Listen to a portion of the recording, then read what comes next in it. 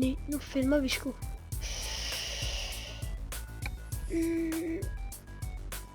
Hallo YouTube! Og hvordan har det? Jeg tror ikke, de svarer. Ej, Markus. Ja.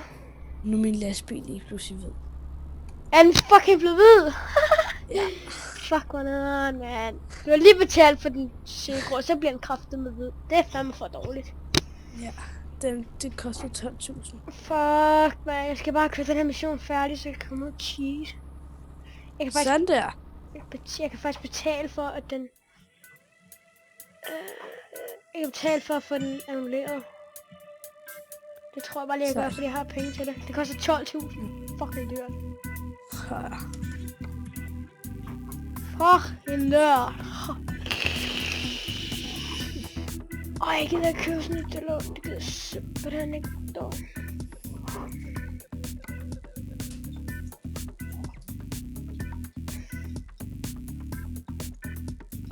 Det er kraftedeme, der er også motorvej hele vejen, man. Praha. Jeg skal til Praha. Praha. Spiller du den med ret? Nej, jeg har kun et eksportret, så jeg kan ikke få det til på min computer. Fuck, hvad noget? Ja. Det synes jeg er lidt smule irriterende, fordi at, så kan jeg ikke sidde med min ret. Det kan jeg kun bruge, når jeg skal spille Xbox.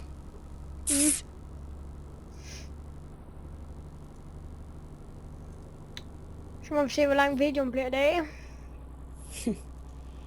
Har du egentlig fået optaget noget som helst? Nej, altså jeg er i gang lige nu, men ikke ud over det her, Nej. som jeg er i gang med. Jeg skal også have lavet en ny YouTuber.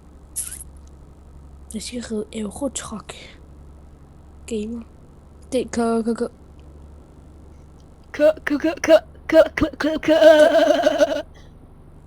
Det lyder bare forkert, hvis man siger det hurtigt. Så må vi få noget op i røven. Kom nu, mand. Jeg ligger bare og kører i det yderste spor, mand. Spær for alle de andre. Hvad sker der for dig, Team Energy? Du er ikke spade, vel? Det gider ikke virke det dumme noget der. De vil ikke lade mig cheat med min XP. Så prøver jeg igen. Prøv at finde, du kan bare finde en video, hvor han cheater jo. Ja. Nå, jeg har 3 XP.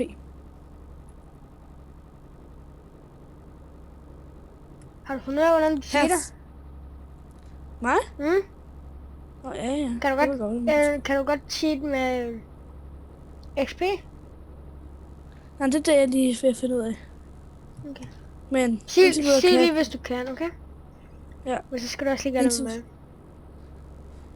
Præcis. Har du fundet ud af, hvordan man cheater med penge? Ja, det kan jeg godt. Jeg skal bare lige komme mission færdig. Så er det ud at gå i gang. Jeg skal bare lige hurtigt lære at cheat med de her. Man kalder det XP.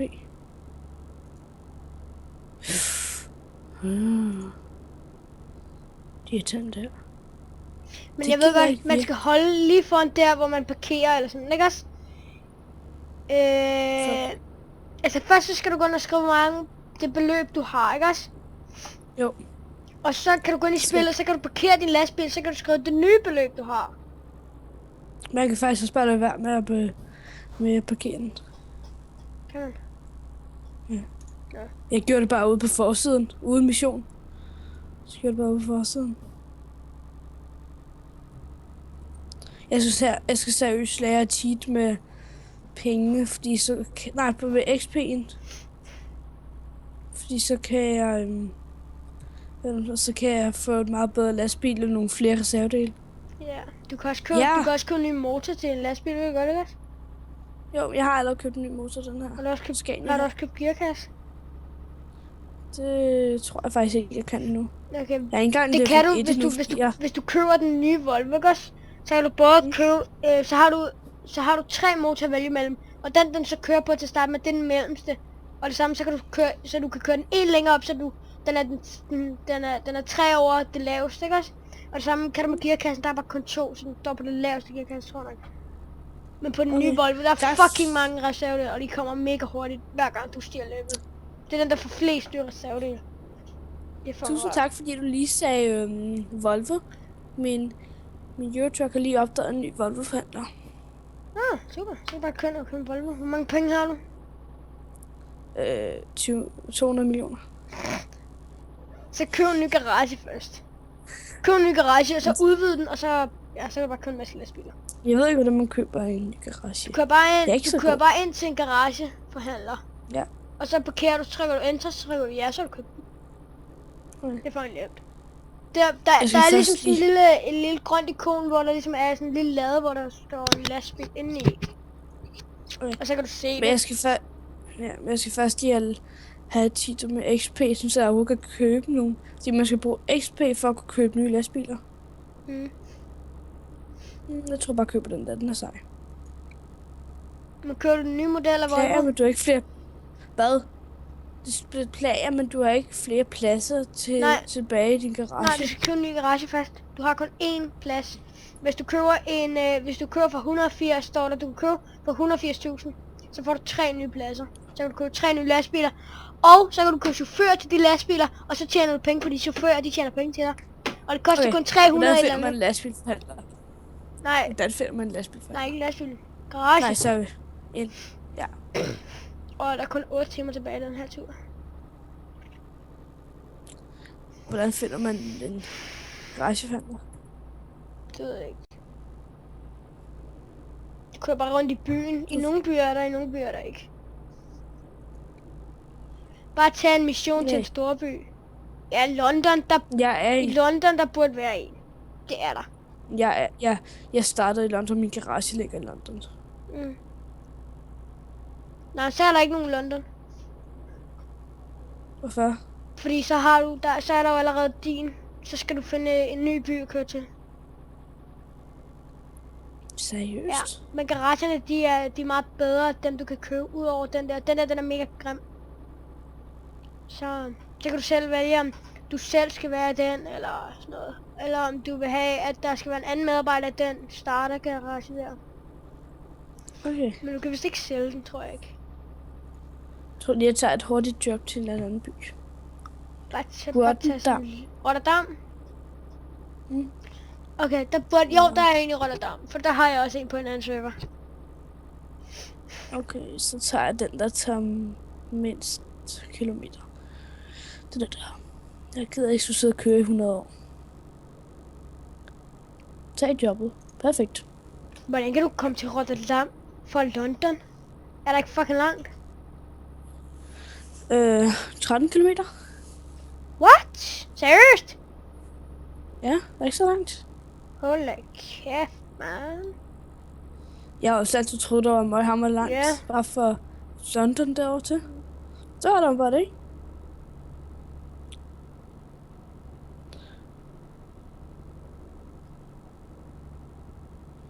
Markus, hvis du tager computer med i skole i morgen, ikke, så husk lige oplader. Jeg tror ikke, jeg tager den med, fordi så skal jeg til at tage alt muligt lort ud, og ja, det får noget. Hvad sker der, man? Så kører jeg med en dum last, og så kan jeg ikke engang. Og så stopper lastbilen, fordi jeg ikke kommer videre. Hvad mener du med, at den stopper? Fordi den står fast. Nå, i autoværn, eller hvad? Ja. Smadrer du helt i autoværn? Næste gang.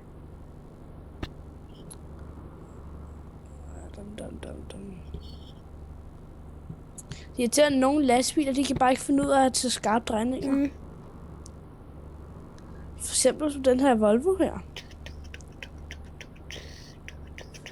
Jeg kunne lige gøre det, uden den ramte de der dumme ting. Nej, lad nu være. Lad nu være. Men Markus? Du skal bare lige være forberedt på, at det kan godt tage rigtig lang tid at lægge videoer ud. Ja. Og uploade. Ja, så man bare uploader, mens jeg æder. Det kan de faktisk godt tage længere tid end. Nej, så må man uploade igen bagefter. Nu må man bare uploade til noget færdigt. Man kan også spille, mens man uploader så. Ja, på et tidspunkt så sad jeg, så var den i gang med at uploade en video. Og så sad jeg og tog en anden video imens. Så passede det med, når den var færdig, så var den anden også færdig. Og jeg har redigeret den færdig og sådan noget. Okay, men nu tager den sgu da lige enormt. Det, YouTube, det så I ikke. Det så I ikke, YouTube.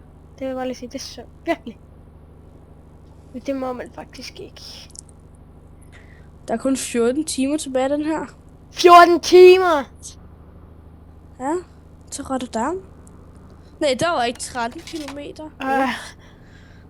Der var 587.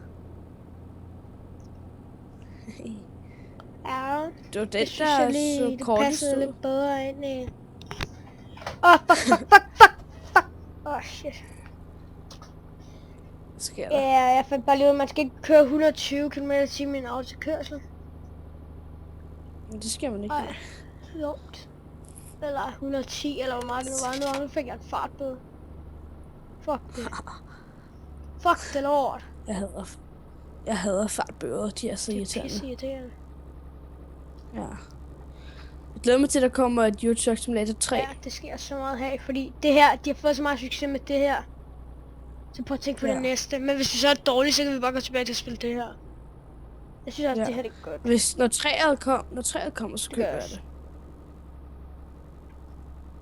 Måske ikke lige, når det kommer ud præcis. Nej, det er for dyrt. Den dag. Det er for dyrt. Ja. Så går der en måned eller to, så sætter de det ned. Ja, så sætter de det ned, fordi så har alle været så ivrige at at lige købe præcis. Så kan de få fucking meget succes. Så kan de bare lige få fucking mange penge. Så ikke sove, skal heller ikke. Man kan også bare købe det over Steam. Det er faktisk dyrere at købe det på Discord. Ja, jeg køber det bare på Steam næste gang. Det gør jeg også. På grund af, så kan vi spille multiplayer. Multiplayer. Men der har de forhåbentlig lavet det, har så der ikke kører biler og sådan noget i multiplayer. I det næste, for det gør der ikke det her, der kører kun dig og de andre online mennesker.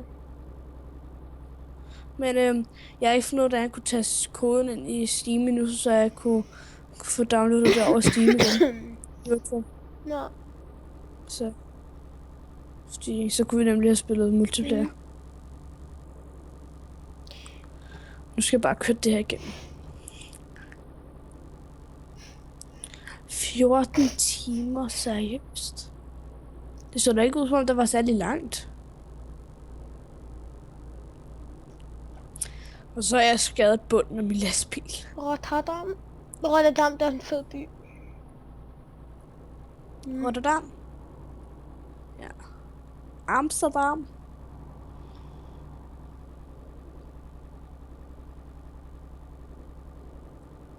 Der var en lastbil, jeg lige kørte forbi, ikke? Der var sådan en Scania, der kørte, ikke? Så havde den sådan, jeg skal ikke, 4 vogne bagpå. Havde den 4 vogne? Så havde det med de der træer på. Ja. Den kørte bare helt vildt langsomt, for ikke at... Tror jeg. Den kom bare vildt langsomt. Lige nu? Alle tog bare... Ja, de kørte forbi den. Den kørte bare vildt langsomt.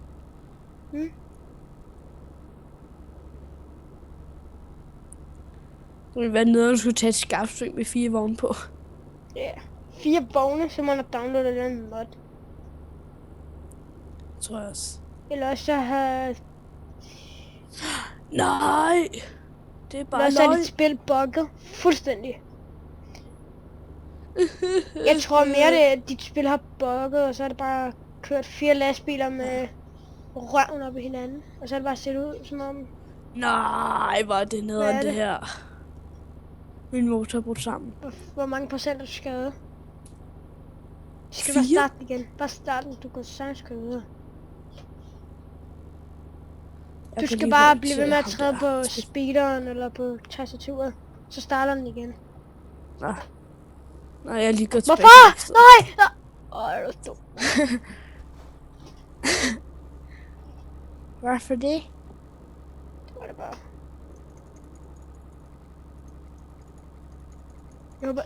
Jeg synes det er synd for dem, der ikke kan lære at cheat endnu. Så sidder de bare her, jeg har så mange minuspenge, så sidder vi bare og cheater. Fuck, det er groft, mand. Fuck, det må være noget af dem. Reparationer bliver betalt af din chef. Fedt nok. Det er fucking nice. Så slipper jeg for Kører du ikke i din prisen. egen lastbil, eller hvad? Nej, jeg skulle tage et job. Jeg tog bare hurtigt et job i en Volvo. Så må du ikke køre ind og aflevere traileren, før du har købt den der. Nej, det er faktisk egentlig fuldstændig ligegyldigt, Marinus. Du skal bruge din egen lastbil. Nu skal jeg jo køre helt forfra, det gider jeg ikke. Nu vil jeg have den. Det kan du ikke, det koster 12.000 at annullere. Det er lige meget, jeg har 200 Men millioner. jeg ved ikke lige, hvordan man annullerer. Du kan også bare slette den der brugerstavn, lave en ny, hvis du kun er i level 1. Jeg er ikke engang i level 1. Nej, så lav en ny, mand. Jeg har 3 XP. Så lav en ny! Jeg har 3 XP. Men jeg har alle de her penge. Ja, hvor lang tid er det, det tager? Ja, så lad os Hvor lang tid er det, det tager at cheat? 3 minutter, Ja, 3 sekunder. præcis, ikke? Okay. Har en point. Navn, bare en svaglig. Foto, ja, jeg tager bare. Nej, ikke det der. Hvorfor er det sådan nogle grimme fotos at vælge imellem? Er det sådan gamle mennesker eller sådan noget? Foretrykkende lastbildesign. Helt klart Scania. Så vil jeg finde en sej Scania. Jeg ved godt, hvad Anders har. Jeg tror godt, jeg ved, hvad Anders han laver lige nu. Spiller Eurotruck? Jeg tror, han sidder og spiller sit... Diablo? Det der mærkelige spil, han spiller. Diablo? Det er sikkert. Det der Diablo? Sikkert. Det tror jeg. Det plejer at spille. Han plejer at spille med Frederiks lillebror. Ja. For helvede. Spiller jeg. Vi skal starte nogle flere mænd over Skype, når vi spiller. Sebastian eller nogle andre. Hvis han Vi kan faktisk få Sebastian til at samtale, fordi han har også Eurotruck. Han kan også bare spille et andet spil, samtidig med han snakker med os. Ja.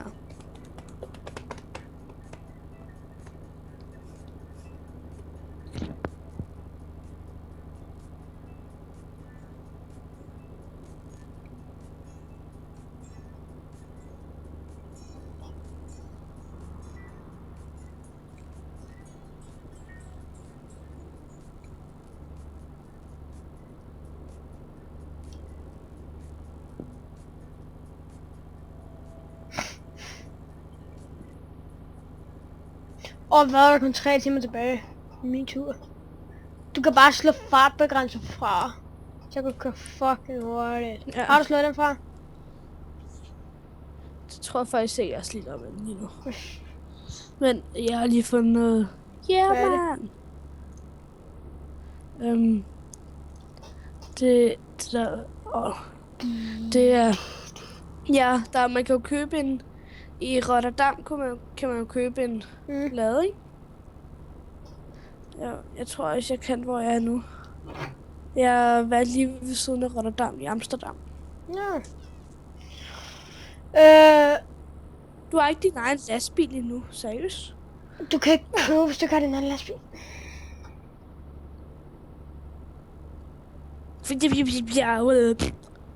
Den får jeg så min egen lastbil. Du skal køre den der ikke, færdig. Job. Jeg er, Er du i gang med nogen mission? Jo, lige pludselig kom der en mission lige over til min lade i Amsterdam. Hvad mener? Mit værksted i Amsterdam.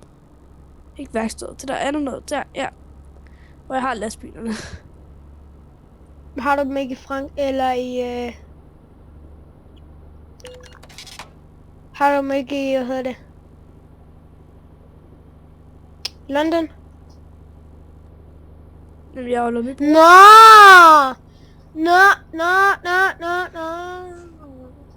Okay, ja, så kommer der bare sådan en lille job, hvor du skal køre i en lastbil, gas. Du skal ikke køre så langt, vel? Nej, jeg skal bare lige dreje rundt. Hvad har du valgt for en lastbil? Scania. I sølv. En sølv Scania. Jeg kom til at vælge man. Det var fucking dumt. Jeg skulle vælge Volvo. Jeg kører bare en Volvo næste gang. Man. Lige sådan for tid. Bare lige hurtigt skal bruge is, som bare kører i Volvo. Min næste lastbil skal være en Volvo, fordi de Så. er fucking lækre at køre i. Ja. Det er det Scania lige. er sgu også ret fede. Ej, jeg er kun Scania og Manværksted. Fuck det. Op i røven.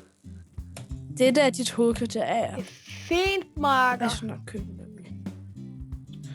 Ja, det er helt okay. Vil du vælge? Hvorfor skal jeg tage et hurtigt job? Fordi jeg ikke har nogen penge, eller hvad? Kortet før du har. Nå, men du kan ikke købe, du skal bare lige tage et hurtigt job, og så skal du nok, jeg ved ikke om du skal tage en eller to af dem, og så kan du købe din egen lastbil. Jamen står der, du kan købe din egen lastbil? Står der lastbilforhandler under... Nej, men jeg skal køre et job. Ja, du skal køre nogle jobs, før du kan gå til lastbilforhandler, så. Okay, hvor lang tid er det tilbage til jeg er der? 2 og en fucking halv time, men jeg magter det. Det er altid noget, der ikke er virkelighed. Ja, det er sgu meget rart. Jeg har bare stået 12 timer. Ja, snart. Satan, så vil jeg kraften blive træt i lovet.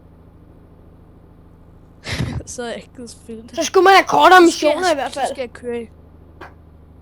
Ja. Det er bare løgn, det her. Jeg skal køre i. En DAF? En DAF. Hele vejen, du er en gammel DAF, der ligner noget af løgn. Det kunne jeg godt forestille mig. Sådan at... Seriøst, deres ret er vildt grimt. Virkelig ultra mega. Jeps. Og man sidder bare vildt under den der kabine. Ja. Man sidder bare, og så er der sådan et hul inde, så sidder GPS'en bare på siden, nede i bunden, så man næsten ikke kan se noget som helst. Der kan jeg bedre lide magen. Ja, det er jo rigtig fedt, det Scania og Volvo. Har det er grove løjer. Og så kan jeg også godt lide Mercedes. Men det er der bare ikke det her spil. Der er kun en anden, der hedder Meiser eller sådan noget. Fordi de må ikke bruge Mercedes, tror jeg, så må de bare lige lave lidt om på den. Eller også så er det et bilmærke. Så lader de... Jeg kan ikke huske, om det er et bilmærke, som de så har taget. Det kan ikke... Jeg tror også bare, det kan også bare være, at de har taget... Jeg tror faktisk bare, de har taget Mercedes og givet det et andet navn, som det var deres egen mærke. Jeg tror, det er en bil. Fordi det ligner faktisk rimelig meget Mercedes-logoet. Det ligner også Mercedes. Nej! Koster det 550 at køre for hurtigt, mand? Jeg kørte jo kun 120 på normal landevej. Jeg får altså fucking mange bøder. Det er så irriterende, man må bare nå det til tid. Man gider ikke sidde og spille i 45 timer ad gangen, fordi man lige skal køre det her færdigt stille og roligt. Det kender jeg alt for godt, dog. Det er vildt irriterende. Nej, snart. Og nu opfører du dig ordentligt, DAF. Jeg bliver bare overhældet af lastbil efter lastbil, mand. Fordi jeg kører fucking langsomt, mand. Jeg er lige kørt ud fra et sving.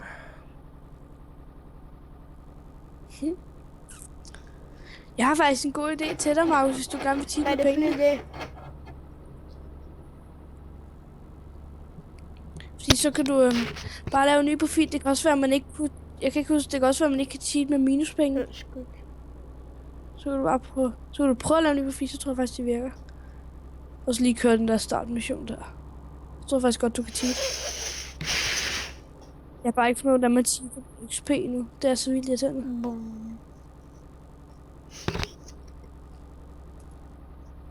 What the heck? Jeg kommer til at trykke mellemrum, ikke? Så satte den lige pludselig håndbremsen. Ja, når du trykker mellemrum, så kommer håndbremsen i gang. Jeg har sat det op på min ret. Som så jeg kan trykke på en knap på min ret, så går den til min håndbrems. Jeg laver håndbremsevendinger. Svingende.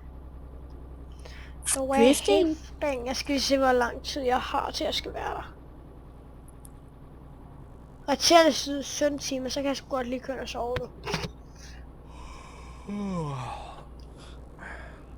Jeg har bare aldrig fundet ud af, hvordan man kører bare ind på en parkeringsplads eller ind på en tank, og så er der sådan nogle hvide streger, hvor du kan holde med din lastbil. Og så kommer du frem, så kan du trykke E. Og så kan du trykke Enter, og så sover du. Kom, sådan der. Og så klokken 1 om natten. Fucking lort. Skal vi se resterende tid. Hvor lang tid er tilbage? Okay, 8 timer. Så vil jeg faktisk godt kunne sove igen. Men så en grå banan er jeg da ikke. Så jeg sover hele dagen.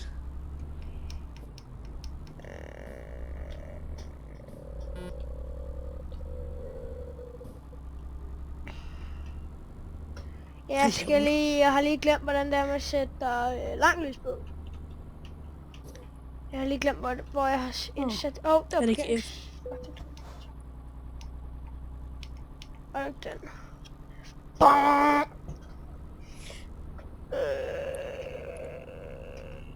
Okay, det er på en af de her lortknapper. Det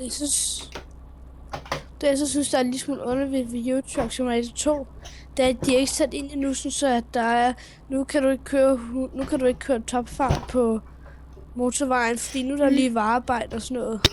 Og så er der sket hvilken side af. Det savner jeg lidt. Ja, meget mere realistisk. Så skal du køre en lille smule meget stille og roligt i den anden side, fordi der er lige varearbejde der. Okay, jeg kan åbenbart ikke køre med langt lortelys, mand. Det er utroligt. Mit første job skulle bare ringe mig til Rotterdam. Okay, sådan der. Markus, ved du hvad fordelen var ved, at jeg startede i Amsterdam? Ja, fordi så har jeg jo både det der værksted ting i Amsterdam og i Rotterdam. Ja. Jeg kommer med at køre til Rotterdam på mit første job. Og så er der mange missioner i Rotterdam til dine medarbejdere. Når du kommer så langt. Aha. Men du skal bare lige åbne nogle jobcentre før, du kan gå ind og få medarbejdere. Du skal også lige tjekke på dem, om de kører lange aflaster, fordi så hvis der er en, der kører værdifulde aflaster, og en, der kører lange aflaster, så er det jo bedst at tage ham med lange aflaster, så får han flere penge.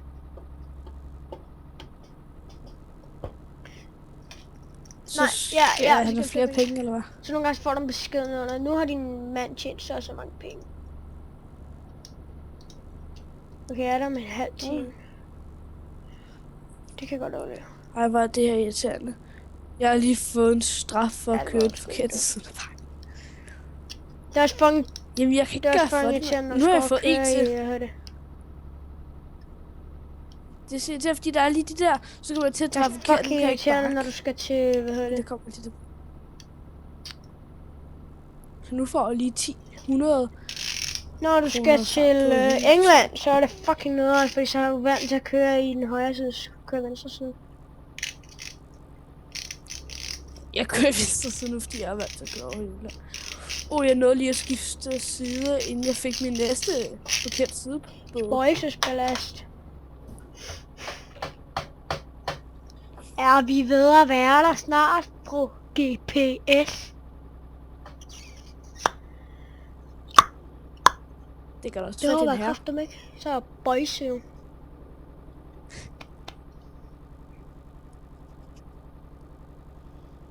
Det håber jeg ikke.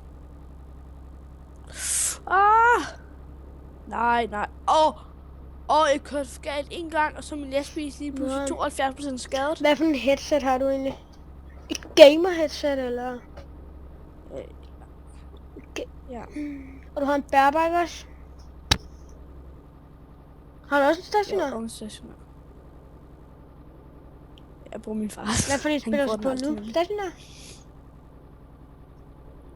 Nej, jeg spiller på bærfaren. Jeg har ikke set YouTube. Er din stationær ikke bedre? Jo, den kører meget bedre. Og grafikken og større skærm og sådan, så det er bare dejligt. Men hej det HDMI. Ja, så jeg skal også... Så tag og put det ene i, i din stationære, og det andet i bærbaren, fordi så kan du have dobbeltskærm. Så kan du have Google, YouTube på den ene, og så spille YouTube på den anden. Nå, så kan jeg også have min tidtælling på den anden side, så kan jeg se, hvor længe jeg har optaget. Ja, det er sgu lige meget. Og hvad skal jeg så her? Skal jeg bare køre den her vej, eller hvad? Ej, hvor irriterende. Jeg kørte ned til havnen. Du skal bare køre Jeg hen ved bare ikke, til... hvor det er, jeg skal køre hen. Du skal køre hen til Der sådan står en bare grøn en felt, masse for så skal striber. du sejle, tror jeg. Og der. Så skal jeg jo holde i kø. du af sejler, alle de her hvad biler. hedder det? Det går fucking hurtigt, når du sejler. Kom nu. Jamen, jeg skal jo holde i kø for at komme derind med alle de her dumme biler. Okay. Nå. Jeg tror lige, vi Alle de her stopper, dumme biler, jeg tror, vi stopper de rykker sig YouTube-videoen ikke. for i dag. Det var så den første på min kanal. Vi ses igen i morgen.